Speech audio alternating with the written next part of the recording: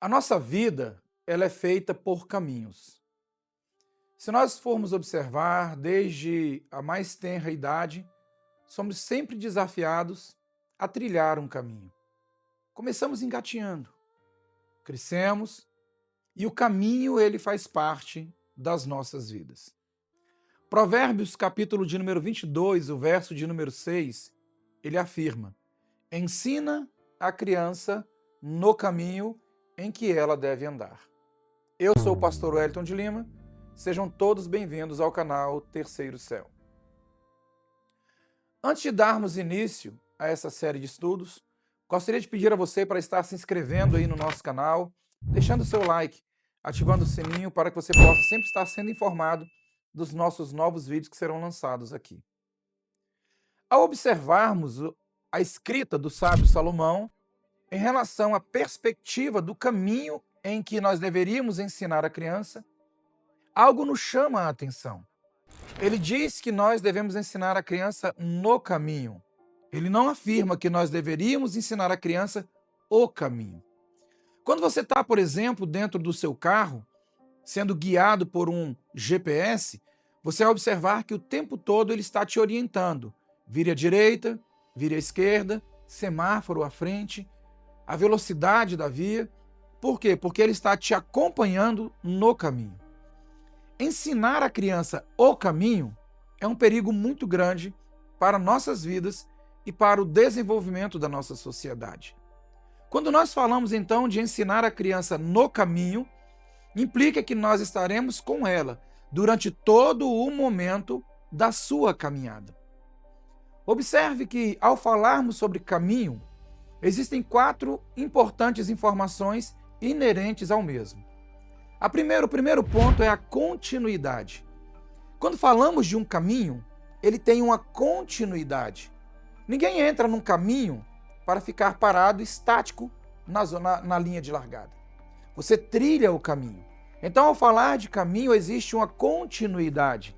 E se dentro dessa perspectiva, eu ou você pularmos uma etapa desta continuidade, com certeza teremos um problema muito sério no nosso desenvolvimento cognitivo. Agora imagine para uma criança, o momento em que ela está iniciando o seu desenvolvimento, a gente passa a pular as etapas da sua infância. Com certeza, essa criança irá se desenvolver de uma forma prejudicial. Então, todo caminho, ele implica em continuidade. Existe um outro ponto importante no caminho, que é a relação que esse caminho ele tem com outros caminhos. Quando a gente começa a trilhar o caminho, vários outros caminhos poderão surgir nesse momento das nossas vidas. Para uma criança, ela depende de mim e ela depende de você para trilhar o caminho. Se nós colocamos qualquer outro caminho para desviar, com certeza, essa criança terá um prejuízo muito grande no seu desenvolvimento.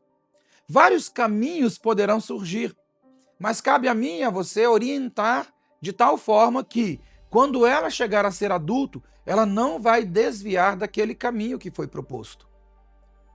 Ainda existe um outro elemento, um outro ponto dentro da caminhada, dentro do caminho, que são os elementos externos ao caminho.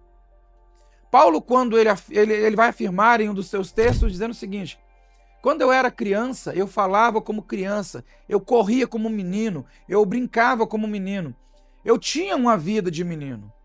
Mas em um dado momento eu cheguei a ser homem, e no momento em que eu cheguei a ser homem, eu deixei as coisas de menino e passei a praticar as coisas de homem.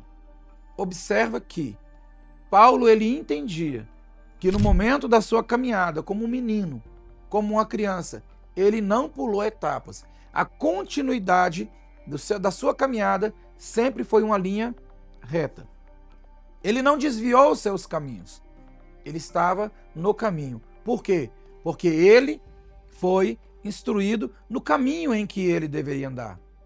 Certo é que, dependendo das escolhas que são feitas, nós poderemos ter resultados que possam nos surpreender.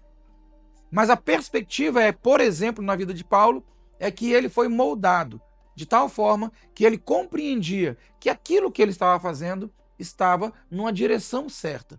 Ele amadureceu.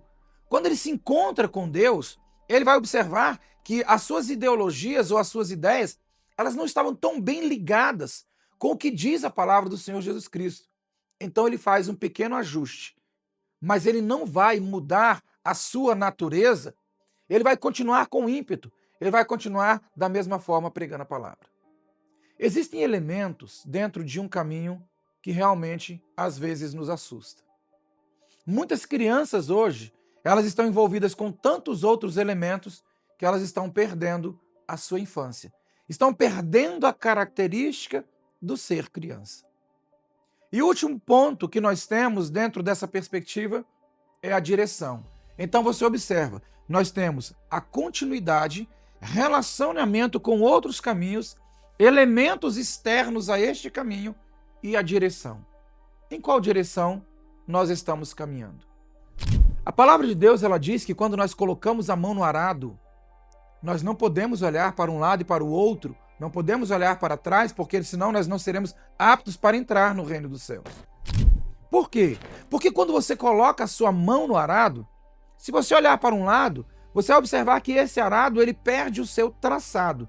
Então você tem que estar constantemente ali, firme, segurando, para que ele não perca o seu traçado. Existe uma direção. Toda criança, ela precisa de um direcionamento. E esse direcionamento, ele precisa estar pautado com princípios, e principalmente com princípios cristãos, para que ela possa se desenvolver de uma forma digna.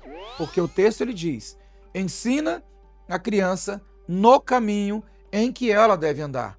E quando ela chegar à estatura de varão perfeito, quando ela chegar a ser homem, com certeza ela não vai se desviar deste caminho.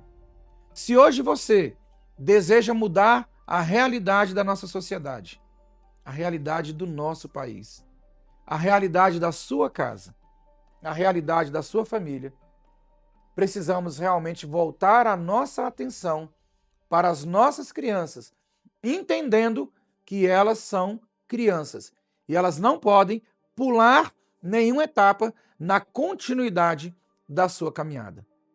Ensine a criança no caminho em que ela deve andar. Que Deus abençoe a todos.